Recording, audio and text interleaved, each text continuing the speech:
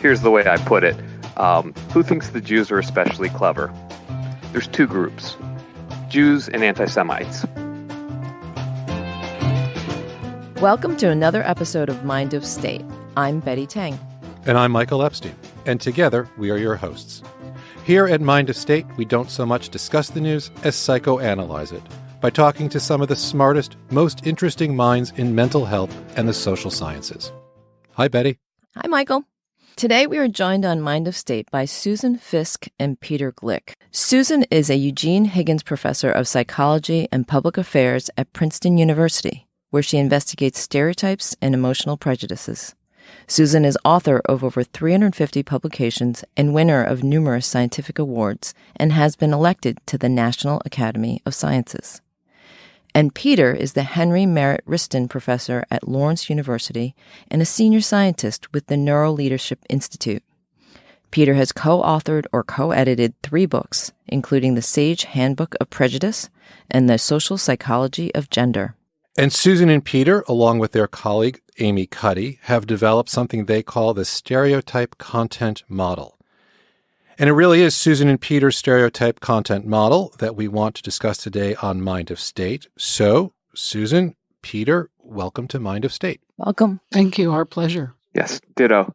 So today we're going to talk about prejudice and what drives our prejudice from a psychological point of view, and especially what drives anti-Semitism, because I think all of us have sensed a shift in tone, whether that's when we talk about immigration or words that are starting to be used, which I think are kind of dog whistle words like globalist, or when you see how George Soros is used by certain people, both online and in the media. And then, of course, Charlottesville with the neo-Nazi marching, and most horrifically, late last year, the attack at Squirrel Hill with the Tree of Life Synagogue, where Shabbat worshipers were murdered by a neo-Nazi. And I think it horrified all of us because it felt something more akin to Nazi Germany than the United States of America. And a lot of people were talking about it as a kind of culmination of Donald Trump's nativist rhetoric and his unwillingness or his inability to not only distance himself from the protesters, or the neo-Nazis rather, in Charlotte, but, sort of the good people on both sides kind of thing. And Betty and I invited Susan and Peter here is that they had a more nuanced and more interesting, and I think better explanation for some of what's going on. Useful. Yeah, exactly. Useful, what's going on. But before we start, I thought maybe one thing we should do is first understand the problem and quantify it, especially in terms of anti-Semitism in America. So hate crime instances targeting Jews and Jewish institutions. This is from the FBI between 2016 and 2017, spiked about 37%. But some of that may, in fact, be because of an increased number of law enforcement agencies reporting, but nevertheless, it's not quite, but close to a 40% spike in 2016 to 2017. And there were about 7,000 hate crimes reported in the United States in 2017, which was around a 17% increase year to year. And religious-based hate crimes, the kinds we're talking about, constitute about 20% of the total number of hate crimes. And Jews and Jewish institutions were the ones that were most frequently targeted. They accounted for about 58% of all religious-based hate crimes. Muslims were the second most frequent, and they were at about 19%. So what's the fuel of this rise in this uptick? Because, the economic crisis of 2007, 2008 is a decade old, maybe a little bit more even. We're certainly not in the midst of a depression in any stretch of the imagination like we were. The economy is reasonably well, stock market's doing well. People certainly are being displaced, but, this is not the Weimar Republic, or this is not Germany in the 30s or Rwanda in the 90s. What's going on? Sure, yeah. So I think, Trump is an amplifier or permitter in many ways of this, but it has roots that are deeper than Trump and precede him.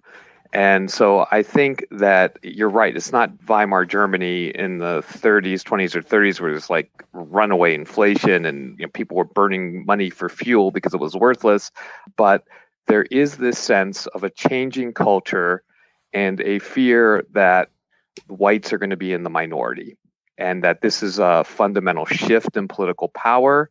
And this perception that perception was related to support for Trump.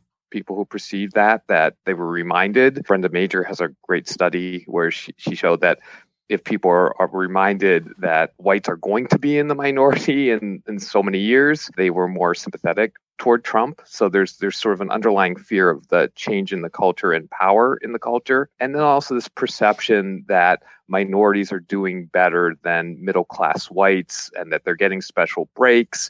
And kind of the belief in that there's kind of, as R.E. Hochschild said, that they're perceived as line jumpers, that they've illegitimately moved ahead. And then all of this on the very far right in the white nationalist world led to this 90s ideology of white genocide, which connects the whole anti-immigrant impulse with this conspiracy theory about Jews. You mentioned George Soros, and I didn't realize, when in Charlottesville they were chanting, "Jews will not replace us." Right. The idea is not that Jews are replacing whites. The idea is that Jews are behind this conspiracy to bring brown and black immigrants into the U.S. to make whites the minority and to, sort of manipulate so that now Democrats will be in charge. And so they're bringing in basically stooges, right? Under this ideology, the black and brown people themselves are not competent enough to carry this out. They are the sort of pawns in a conspiracy run by George Soros or other Jews. And so, it goes right back to that, who's perceived to have this competence and influence to be able to do this. I think it's interesting that you're mentioning Charlottesville. They were actually chanting two things. One was, "You will not replace us," and "Jews will not replace us," which is to say both of what you're talking about, Peter. Is that right? Mm-hmm. Yeah. It's absolutely all interconnected in this grand conspiracy theory. In a lot of cases where there were genocides, there were a lot of things happening in the society where, like you said, economic disaster, as well as cultural change. But as social psychologists, I think symbolic beliefs and culture change and those kinds of fears can be extremely powerful, even in circumstances where we've gotten over this recession and it wasn't by any means quite as bad as the depression that preceded, for instance, the rise of the Nazis. That can be just very powerful psychologically. And the other thing I just want to say about this is that it's not just this lashing out randomly toward any vulnerable group. I mean, that's the kind of Freudian scapegoating idea, is that when you're worried about things, you just sort of lash out against any group. You project. Right. You project, and you're projecting your id, your impulses on some outgroup because it's not acceptable in yourself. My interpretation of this based on our model is more that when you fear what's going on or you worry about what's going on, and it's a kind of group-based level, right? Is that we are no longer going to be the dominant and privileged group in society, that you then try to understand why it's happening. Because if it's a threat to you, it's adaptive to try to understand what's the source of this. But thinking about technological, social changes, impersonal historical forces, that doesn't really allow you to control this. But if there's this one uncanny enemy behind this conspiracy of this enemy who's alien and untrustworthy, then it gives you something to focus on and blame this whole thing on. And it also gives you a sense of control. There's a plan of action. Yes, they're clever, but now we have unmasked them. Okay, so it's not projection, which is the sort of classic Freudian way of understanding hate or prejudice. Yeah, it's an analytic concept, psychoanalytic concept, where we take what's in us that we can't meet and put it off on somebody else. But I don't think that's what Peter's talking about. Right. So, and I think this is actually a good opportunity for us then to shift gears and to turn our focus to the stereotype content model that Susan and Peter have created, brought up. And it looks at this problem as a function of two different factors, unlike this classic thing that you're talking about, Betty, the projection.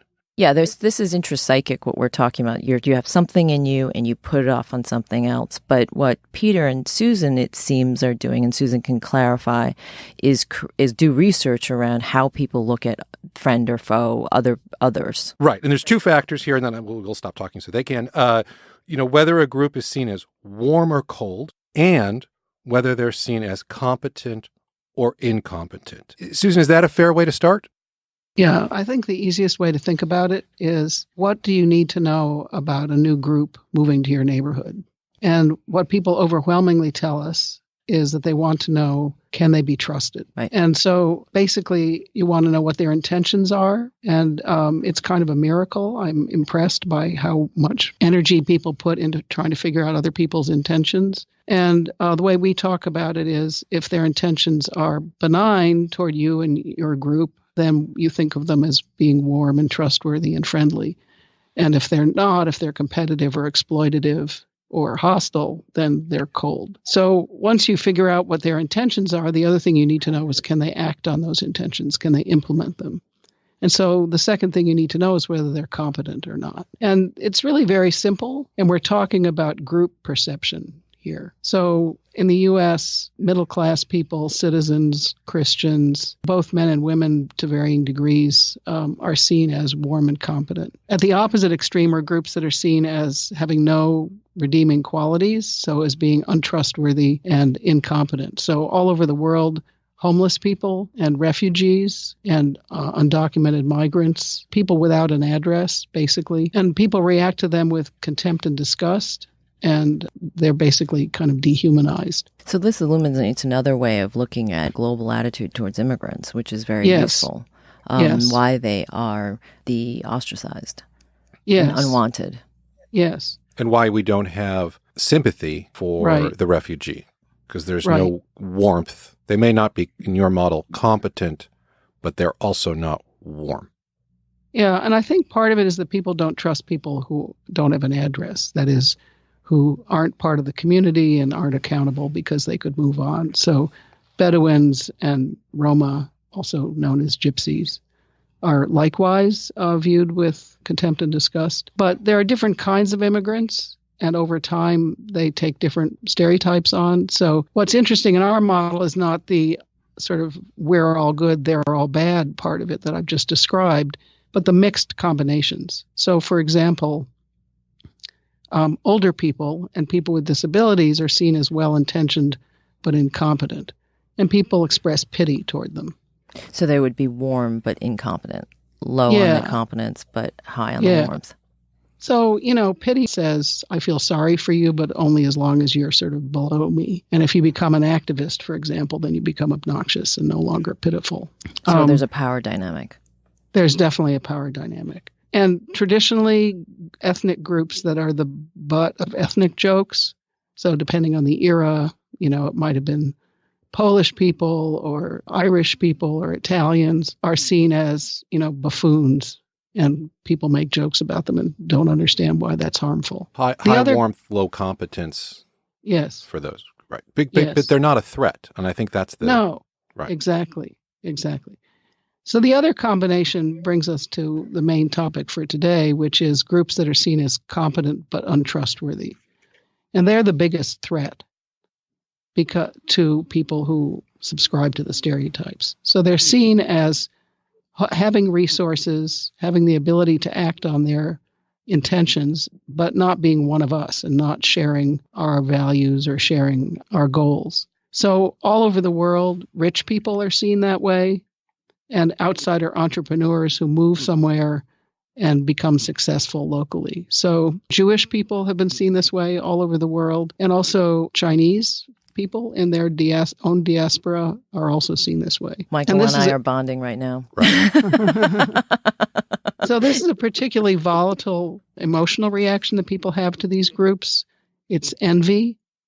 And so envy says, I admire you and you have something I would like. And in fact, I will take it away from you if I can, because you're not one of us. This So brings up people an go- interesting distinction between envy and jealousy, because I think envy Right. has an annihilating concept to it, whereas jealousy is simply Covet. I covet what you have, but envy says I want to destroy. I want to make it not possible for you to have what you have. Well, on that distinction, I think the sort of resting state, the default state, is probably going along to get along, because these entrepreneurs have resources. You shop at their stores, you do business with them. But if there's social breakdown or a demagogue who exploits the sort of latent resentment, then these are the first people to be harmed actively. And so a lot of genocide is directed toward people in this combination, this quadrant. You know, one of the things, Susan, that you had in one of your papers in this quadrant was a way to look at the Rwandan genocide in that exact way. The Tutsi population of Rwanda was a high-status minority group, and they were blamed for the country's severe economic problems. Is that what you're talking about? Is that one way to look at Rwanda?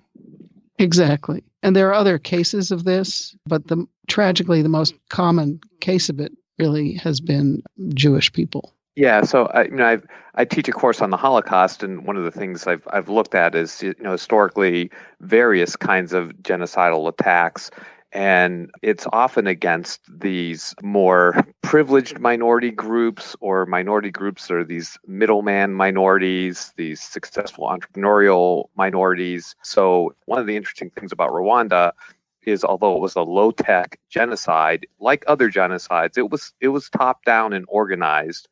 And it also, the propaganda is something you can look at. And the propaganda is amazingly similar to Nazi propaganda about Jews. So the Tutsi were kind of preferred by Belgian colonizers. They're more educated on average. They had higher power and successful positions. And so there was a tremendous resentment. And it was when you had crashing coffee prices in Rwanda that ruined the economy. You had this kind of crisis, and it's this kind of minority group that potentially gets blamed because they're seen as having the ability to influence these events. So it's very dangerous to be labeled with this kind of competence, success, but also you're not trusted. Right. So, You don't want to be seen as incompetent, just as a personal level, but there's a danger in it. Absolutely, there's a danger in it. I mean, here's the way I put it. Who thinks the Jews are especially clever? There's two groups, Jews and anti-Semites. Mm-hmm. This is one Right. thing they agree on, right? Right. It's in-group pride for the Jews, but for anti-Semites, this idea that they are so clever and conspiratorial and they can control world events, your allergic reaction to that globalist kind of talk. That's the Jews as controlling the world. And You've you got to be extremely clever and competent and powerful to be able to do that. It's a kind of enemy that you can't control. That's the kind of enemy you need to destroy. So this genocidal kind of violence is, legitimated by that view. So it's not that other groups don't get attacked, but groups that are seen as heading this conspiracy are especially dangerous. You can't enslave them. You have to destroy them. So what you're saying is that the key word of clever, which is a stand-in for competence, is a double-edged sword, and it's extremely potent because it holds power, as Susan said before, and then it gets cast into this conspiracy theory or narrative, and this narrative becomes extremely powerful in terms of what people do with it in times of strife. Yes, or scarcity, it sounds like, when the economy crashes or some kind of deleterious thing happens in the economy, or you just have a demagogue who is going to start stoking these kinds of flames for the sake of power. And I want to go back to, Peter mentioned Arlie Hochschild's book. Mm-hmm. And there are several ethnographies that have come out in the last few years. People who take seriously the blue-collar rural people in the United States, and the books are all over the country. I mean, the investigations are all over the country. And what they have in common is this idea, and this is not from the extreme parts, but from the sort of more moderate Trump supporters, that they've been patient, hardworking, they value hard work. There's a moral respect for people who work hard, even if they're not making much money. Many of them have had jobs where they get injured and they're on disability for the rest of their lives. But they want dignity and respect for their values and for their hard work. And the story that Hochschild tells is waiting in line for the American dream. And it's just over the hill. And you've been working hard and you've been patient and you've been playing by the rules and standing in line. And then all of a sudden, these elites, people like us, or maybe many Jewish people, or maybe Obama, are ushering in front of you the immigrants and women and minorities in general. And so, who in that narrative are not yes, earning it and did not wait in line. Well, and yes, and in effect negating the hard work that I yes, have done. Well, and I would really pay attention to the disrespect that's implied, Mm-hmm. because being disrespected makes people enraged. Shamed. And so they feel shamed. You feel shame, but also pointing it outward, enraged. And so, especially when the change is rapid and there isn't time to get used to the idea of being a majority-minority population, when you have rapid change like this, people get anxious and angry and they want to break stuff. So can I ask, does this then, Susan, for you, explain someone like Dylann Roof, who walked into the Emmanuel AME Church and killed 9 African-American parishioners? I mean, does this explain racism in America for you as well? Or is that a different dynamic? Well, it depends on the social class of the African Americans. So Black professionals are resented the way rich people and successful minorities of any kind are resented. Jews. And so Jews. They have high competence. So Obama's a Jew, basically. Yes. Right? I've always suspected this. Can I say? Yes. African Americans who are low income are in the same spot as poor white people. So, I haven't done an analysis of what he was thinking or what he, said before the incident. But pretty much that they were going to take away, right, white identity. I mean, that this was an annihilation dynamic. So it's a power struggle. Correct. And, interestingly, the fascists in Italy in the 30s had the same mental space. They put Jews and British people in the same quadrant as threats. And the imagery, the cartoons that they drew were identical to the ones that are being drawn today. Fascinating. Actually, it was one of the things that I read your model, and I saw British people and Jews and Germans in the same quadrant. Mm-hmm. And I was thinking, well, how did that work? Because, if I call somebody a wanker or a kraut, it's not considered racist. Or maybe it is. Mm-hmm. I don't know. But I mean, one thing I want to say about the Jews, I mean, it's kind of with anti-Semitism, the more things change, the more they stay the same. And I don't know, you have to be a certain age to remember these Tom Lehrer songs. He was a math professor and wrote satirical songs that were very popular in the 60s. And one of his songs, I think it was National Brotherhood Week, kind of a litany of all of these groups who dislike each other. The Hindus hate the Muslims and vice versa. Protestants hate the Catholics. And everybody. And then the punchline is, and everybody hates the Jews. And so, one of the things I think about anti-Semitism that's really difficult for Jewish people is like, why does everyone hate us, right? We see ourselves as warm and competent, but it's really been Jews' historically envied position for 2,000 years for various different reasons. So circumstances have changed, but in ways that have always put them into this category. And now we have the anti-Semitism of the left.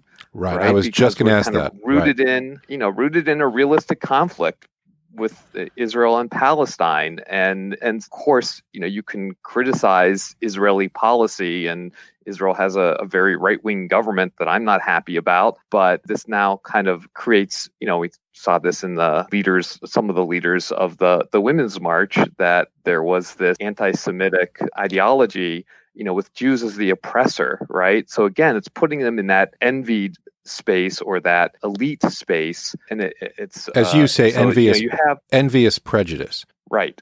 And so you get this really weird combination of, you get it from the left and the right.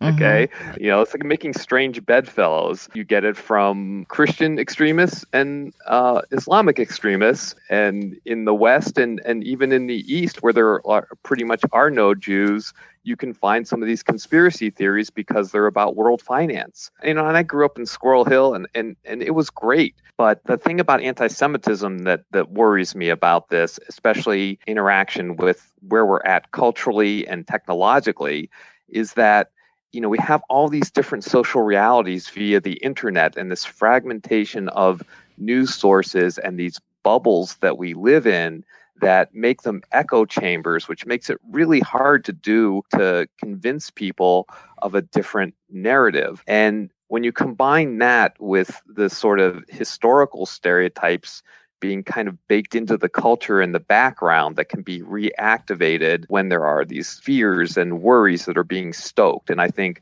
one of the things is stoking the fear of immigration, right? That's partly what Trump is doing. That's partly made the anti-Semitic conspiracy theories go from this very small dark corner of the U.S. to giving them some more growth and attention and more traction. And the other thing that's kind of part of our theoretical perspective is that there is this asymmetry between competence and warmth perceptions in the sense of what does it take to prove that you're competent versus what does it take to prove that you're warm. So the example that Susan gave, when they're railroad laborers, right, the Chinese are going to be perceived as not competent. When they come in and they're entrepreneurs and they're child prodigies, stereotypically, they're 30% of the people getting college degrees in California's system, then all of a sudden they're competent. The switch is very easy to make. The warmth perceptions, that's a bit more difficult. How do you prove if people mistrust you? How do you prove that you're trustworthy and warm? Because you might have all sorts of nefarious reasons for acting trustworthy and warm. I mean, the whole conspiracy theory about Jews is kind of the stab in the back theory, right? It's the Judas kiss. You're always in the out group. You're always in the out group. You always suspect. And I mean, even if we think about this in terms of like a marriage gone bad, right? Once these two people loved each other and trusted each other, and now you can see sometimes relationships go bad and that trust can't be restored. And no matter what this one person does who has lost the trust of the other, it always can be seen as ulterior motives. You can't disprove a conspiracy. It's a notoriously hard thing to disprove. Because by its very nature, a conspiracy is this secret thing that's been hidden. Right. Jonathan Swift, I think, said a lie can travel halfway around the world while the truth is still putting on its shoes. And I think that's what you're talking about. Yeah, that's actually been empirically studied, right? That stuff on like Facebook or on the internet that are lies actually do travel faster than the truth.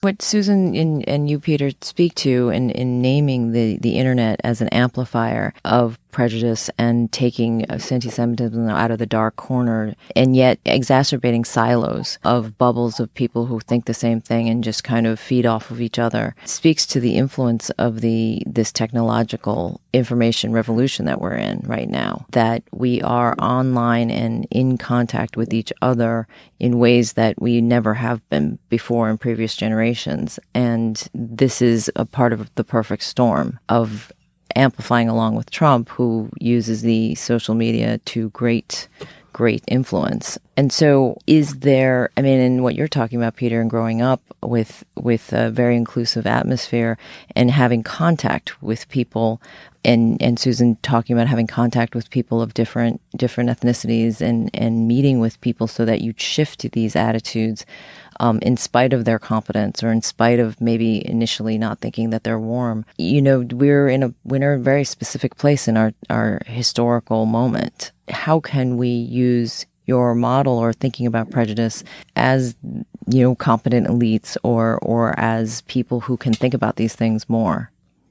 I would say that interdependence is the key. So the kind of contact that Peter and I both experienced growing up, I grew up in Obama's neighborhood in Hyde Park in Chicago. Even as an adult, if your boss says the two of you are on a team together and your bonus depends on your performance, people get over it. They get over their in-group, out-group perceptions quite reliably when they need to. So there's, about 50 years worth of research on the contact hypothesis, which is not about food festivals and flags. It's about being on the same team with somebody and having shared goals that are serious and that matter to you. And then people get to know each other better and they get over their biases. A lot of the people who are the most biased against Jewish people don't know anybody who's Jewish. And the same with Latin immigrants.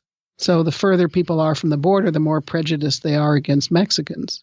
And so as we start up with the presidential election cycle, then what you would say from the contact hypothesis is for politicians, campaign managers, political leaders to recruit language that say that we're on the same team rather than this polarized environment of right versus left. Absolutely. That this would help. And we're a nation of immigrants. And I think building on what Susan had talked about earlier about I think you in a very sympathetic way captured that feeling among many white middle class or, the eroding middle class, blue collar kind of heartland people. I live in that heartland now, and the hardworking and feeling that we have not been listened to and in fact are the subject of derision from elites.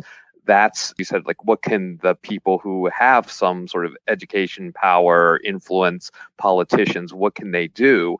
Authentically understanding that and sympathizing with some of those underlying concerns, not with sort of the bigotry that some express, but that some of these underlying concerns and fears come from, having been dismissed, having been ignored. Condescended to. Yes. Condescended to, absolutely. And so breaking through that, I think that is right. Because as you're talking, crucial task. As you're talking, I'm thinking about people I know on the left who speak of people in Wisconsin and Ohio, where you are, in the condescending tone that I think the right often talks about recent immigrants, right? And it's so we actually have data on this. If you watch high-powered, high-status people talking down to people with less power and less status, if they want to get along, they talk down, they patronize them. So they use dumber vocabulary. They don't talk about competence and achievement themes. They literally talk down. As if they're dumb. As if they're dumb. Because the stereotype is that the high-status person is smart and the low-status person is less smart. Incompetent in your model. Exactly. And people are no idiots. They realize they're being patronized. So there's not meeting people on the level. It comes in with your power already pre-established in the way you're treating the other. Yeah. Is this how people perceived Hillary Clinton? Yes. I think so. Absolutely. Yeah. And, either you're patronizing or you're ridiculing, right? You're having contempt for us. So, that basket of deplorables or that deplorables comment was confirmation. Really damaging. And it was absolute confirmation that, yes, look, they think I'm incompetent, I'm an idiot, I'm unworthy. I mean, or Obama previously with the comment about the guns and religion. Guns and religion. So it's never wrong to respect somebody else. Mm-hmm. That's my takeaway from this. Especially if you're running for president. Well, we have or to just bring if you want to be a decent human being, right, talking to somebody else. So everybody wants to be respected. It's particularly tough because one comment like that looms really large because that reveals, people see it as revealing what you truly think. So all the nicey nice stuff is not, it's going to take a lot to make up for one negative comment. That's the authentic moment. Right. I mean, for Jewish people, like when I see, like when Bernie Madoff happened, I'm like, oh my God, a bad Jew. Like, 99.9% can be great, and then you have that one scandal, or now the Sackler family. I mean, and the Sackler family is exactly the confirmation of what you're talking about. That's exactly right. Yes, and if it was a non-Jewish family, nobody notices that status. If it's minority or Jewish or something that marks them as different, it's going to be picked up, at least on the right wing extremist, white nationalist kind of. One of the things I wanted to say, and then we're going to sort of run out of time, but you were talking about Facebook and social media, Twitter in particular, or the dark edges of the web being a vehicle or populating a lot of these conspiracies. But, recently the New York Times had a big scandal with Alice Walker in the book or the magazine section, or maybe it was the book review.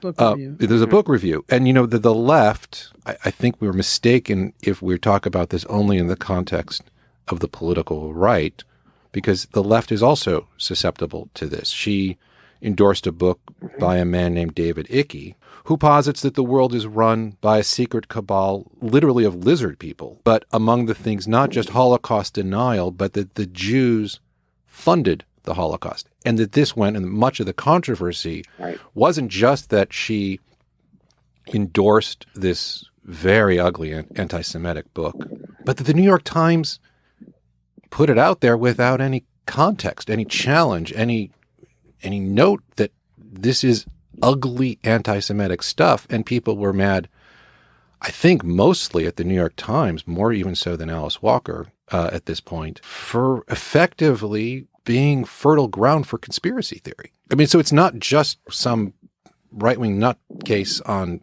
Gab. In the fringe, on the fringes, this is happening in the mainstream media.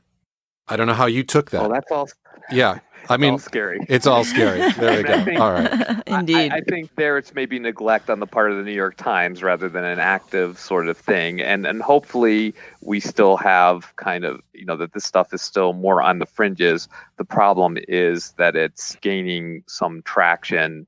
And the more that fear is stoked, the more that we have these fragmented sources of news and social bubbles, the more that this might persist. And again, you can't disprove a conspiracy theory. It's really hard for somebody who believes it. Oh, well, the Holocaust didn't happen. Well, what about Auschwitz? What about they constructed that stuff. They made it look that way. Of course, they have a conspiracy and they have influence and money, and so they're using this to political advantage. So it's all got this internal logic that is really hard to stamp out. Hopefully, though, there is this counter reaction from the majority that once this stuff exposes itself, that they're not buying into it and in fact maybe reacting against it.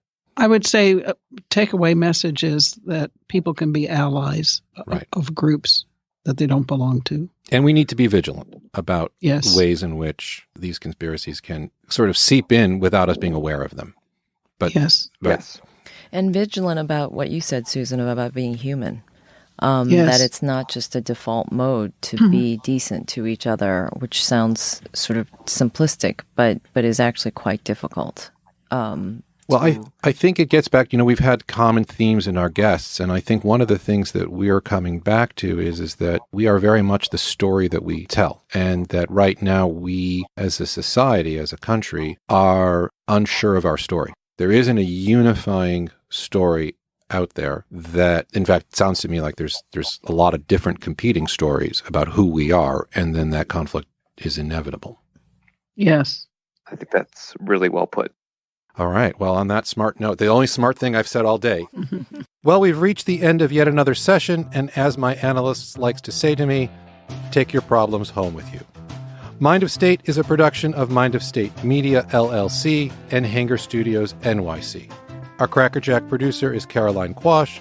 Our engineer is Jack Dixon. Mind of State's original music is composed by Joel Goodman, courtesy of Oeuvre Music. I'm Michael Epstein. And I'm Betty Tang. You can connect with us on Twitter at Mind of State Pod, on our Facebook page, and at our website, mindofstate.com. You can also subscribe to our show at Apple Podcasts or wherever you get your podcasts. Thanks for listening, and we'll see you next week.